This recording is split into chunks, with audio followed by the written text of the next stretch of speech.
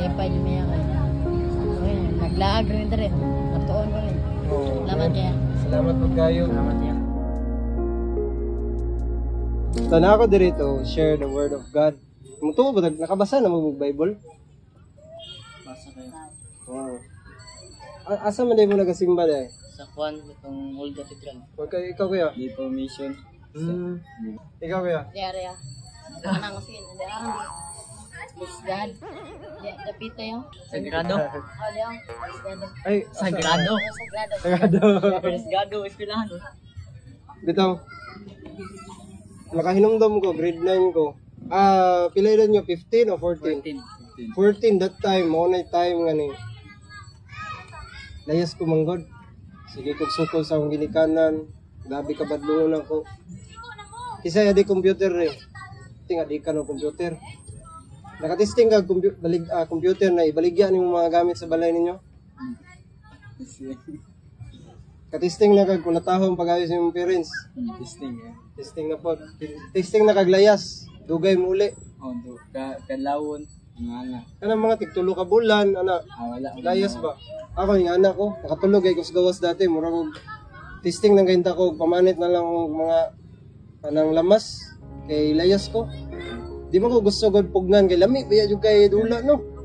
Kay murag matulog gani ka magdamgo mangani og kanang nagdula gihapon. No? Pero kabalo ba mo na iya na sayawa? Kabalo mo na? Wala. Kinsa man gyud ang yawa gyud? Kanang gipamalikas na ginagamit doon. Tanas. Unsa man na siya? Utan na o dautan? Dautan. Kanang pag computer dautan ng kanang dula-dula ba dautan na maayo. Dautan. Nya na hata na na to. Dili dautan ng pagdula. Mudula man gyud ta. Pero naay mga dula na gamiton sa yawa para malayo mo da sa iyo. Unsa nahitabo pag maadik na ka, di ba awat na ka? Awat na. Dili, wala man kuningo na bawal na gyud mo computer kay pwede man nato na gamiton sa pag-research, di ba? Tanaw word of God, asa man ay makita ninyo ron? Computer. Pero mali ang paggamit. Like aning cellphone, kung mali na ko ni paggamit, gamiton ako ni pang scam. Uy, padali ko GCash, pero kamatyonon ako. Pwede ni mahimong dautan. Tungod kay igamit na sa dautan, ingana pod sa imong kinabuhi. Bisan kamo, nakoy pangutana sa inyo. Unsay kay purpose nganong naa ta diri sa kalibutan? Para mabuhat og maayo. Batog maayo. Maharaga po ito. Buhat og maayo. Matabang sa sikat tao. Ikaw kuya. Ito kuya. Parihara mo, copy paste ra. Pero muto mo sa dili. Gusto mo kita matug langit no? Pero dili tanan nagbinuotan. Makasud sa langit. Dili tanan mo magbinuotan kog mayroon, dili ko magdik-adik, dili ko mamalikas, dili ko magpabadlong. Posible di ka magkasulod sa langit. Unsa ngano man? Kay wala kay Ginoo. Wala kay Jesus. Ila ba ta kay Jesus? Kailangan. Kung kita magbinutan lang, dili na basihan na para makasulod ta sa langit. Kabalo ba taon si pamaagi makaadto tag langit? Dawatan na. Sa kasing-kasing. Ang dawatan nila ko. Ikaw kuya. Same ra po, ikaw kuya. Same ra po. Dapat ato gintuan si Jesus. Murag ko lang kayo no, kay balik-balik, makita na to sa picture na si Jesus. Pero dako kayo ni importante sa tong kinabuhi. Kabalo mo kung mag-eskwela mo, magtrabaho mo, kung wala si Jesus ang Ginoo sa inyong kinabuhi. Pag-abot sa panahon na mamatay ta, matubang manggitas Ginoo kay giingon sa Revelation. End of the world, sa diha may balik na si Jesus Christ. Nakasulat na diri tanan ha. Pagbuhat sa kalibutan, diri sa sugod unang sa libro og ang katapusan sa kalibutan. Nakita sa Ginoo unsay future na to. Pag matubang na ta sa Ginoo, gingon pa sa Biblia, ug ang mga tao gihukman sumala sa ilang binuhatan. Ug ang tanan nga walay pangalan dito sa libro sa kinabuhi ilaglag sa impierno. Basa ko ya. Unsa man ka? English lang ta. Kanilang dire sa huling paghatol, the judgment of the dead. Kita maguntanan mga matay manggunani kani atong unod, pero ang atong spirit buhi na siya pirmi. Mamatay atong lawas, pero ang atong espiritu buhi na siya hantod sa hantod, dili na ta mamatay. Ang mamatay lang kining unod. Ang pangutana karon, hukman man dayta sa Ginoo o gingon pa dira, and I saw the dead, great and small, standing before the throne, and the books were open. Another book was open, which the book of life. The dead were judged according to what they have done, as recorded in the books. So, gingon pa dira sa Tagalog, binuksan ang mga aklat, pati ang aklat ng listahan ng mga taong binigyan ng buhay na walang hanggan, at ang bawat isa sa kanila ay hinatulan ayon sa ginawa nila sa nakasulat sa mga aklat na iyon. Pasabot, i-judge ka sa Ginoo, pinaagi sa imo, binuhatan diri sa kalibutan. Ngayon mo, makasud ka. Pangutanon ta mo, makasud ka ta sa langit kung kalit ug kwaon ta niya? Dili ya. Ikaw kaya? Dili. Ano makaingon man ta na, dili ta makasud sa langit kung kwaon tag kalit karon? Sala mo miya. Dakong sala niya, wala, mis gusto ka magbag-o niya, nakuha din ka sa Ginoo. No, siguro ito kaya. Mantay ang sala ka ng tao. Anak ko. Sugot na lang mo, madong impierno. Interesado ba gyud mo maluwas?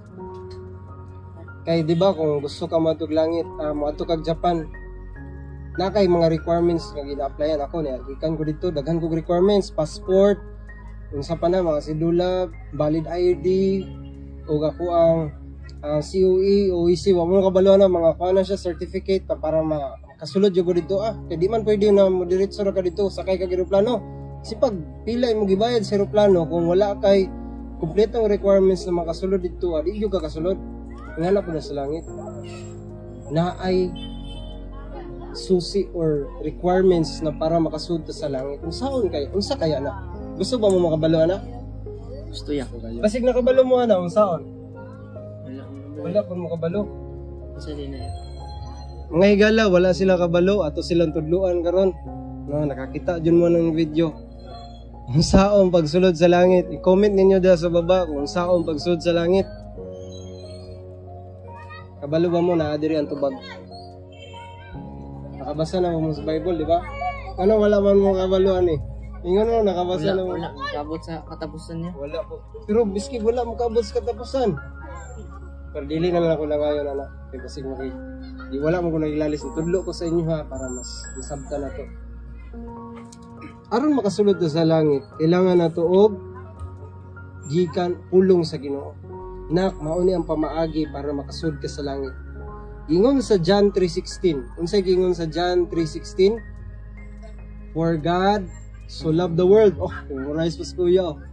For God so loved the world that He gave His only begotten Son, that is Jesus Christ, that whoever believes on Him, kung kinsa day motuo kay Jesus, dili maadto sa impierno, kundili makaadto sa langit. Balikon ako, John 3:16, it means gigugma ta pag-ayo sa Ginoo, kitang tanan. Tungod sa dakong gugma sa Ginoo karon, para daw makasud sa langit, dapat mo believe, mo accept ta kay Jesus Christ. Wow, dali ra kayo no? Nakay picture ni Jesus. Kaila mo kay Jesus? Kaila po nang yawa. Kakita siya sa Ginoo. Kung kinsa na siya, nakaila siya, gikan man siya langit. Wala man ingon nakakita kay kahayag man ang Dios, pero kabalo siya unsay kinaiya sa Ginoo. Kay gikan man siya sa langit pero tambog siya, nakasala siya. Karon dapat day ta motuo kay Jesus. Ay okay ra day na motuo kuya. Gingon sa James chapter 2 verse 19, gisulat ni Apostle James. Ang yawa mituo nga adunay usa ka Dios ug nagkurog sa kahadlok. Tanawa ra gud ang yawa, demonyo nagkurog sa kahadlok na naay Ginoo. Kita nagkurog ba ta na tutak na Ginoo? pero ang yawa nagkurog. Pero walay pagsimba. Walay pagtuo na mubuhat sa iyang gusto. Lahi man gulang nakaila o giila gyud nimo. Giila gyud nimo ba? Di ba example kani karon kita kuya unsa pangalan mo? Ralph, nya ako Jordan. Kaila lang ko nimo Ralph. Nakaila. Ralph yung pangalan. Pero wa gyud ko kaila gyud tinuod nimo.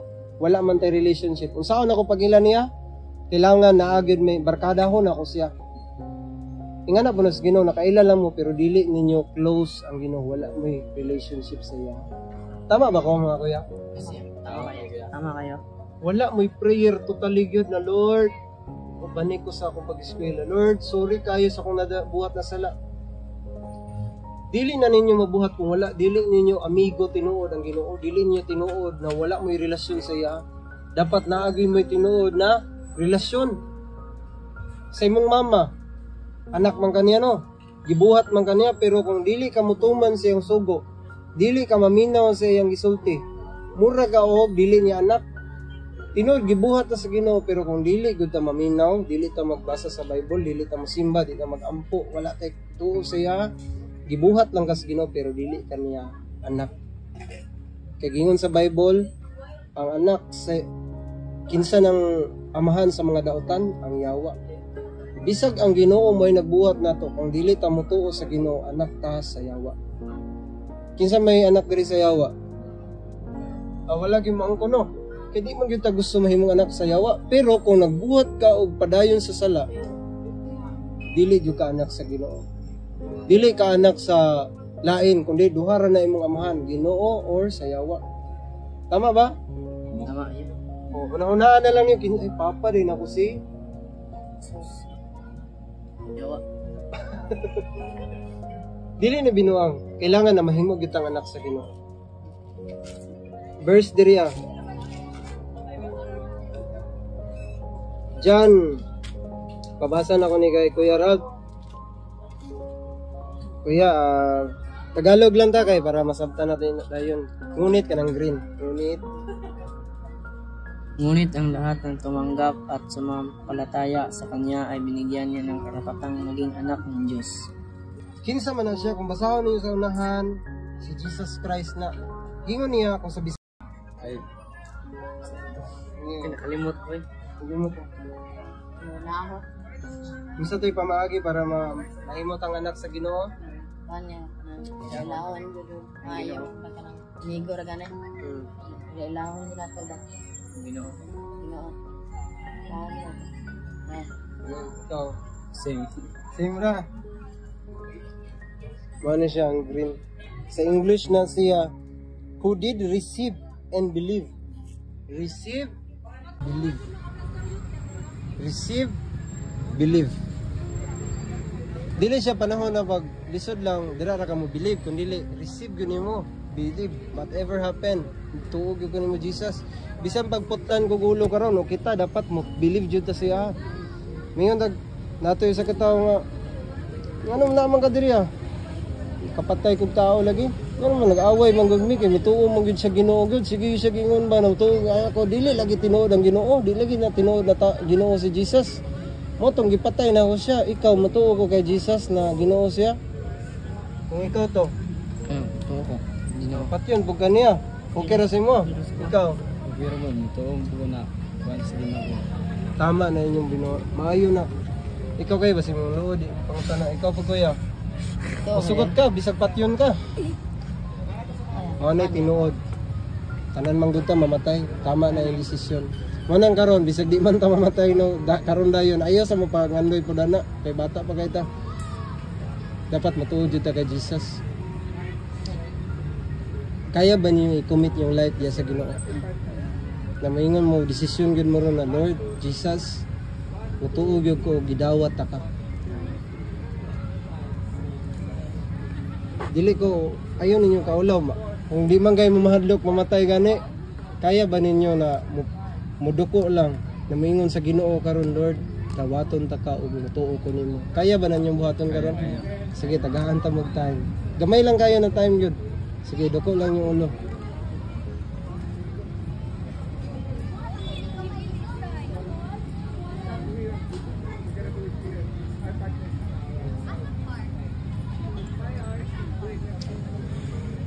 Amen. Si Jesus nakadungog ninyo, ang Ginoo nakadungog ninyo. Dili jud mo mapakyas. Ako magampo. Lord, salamat sa imong pagpanalangin ni mga kabatan-unan.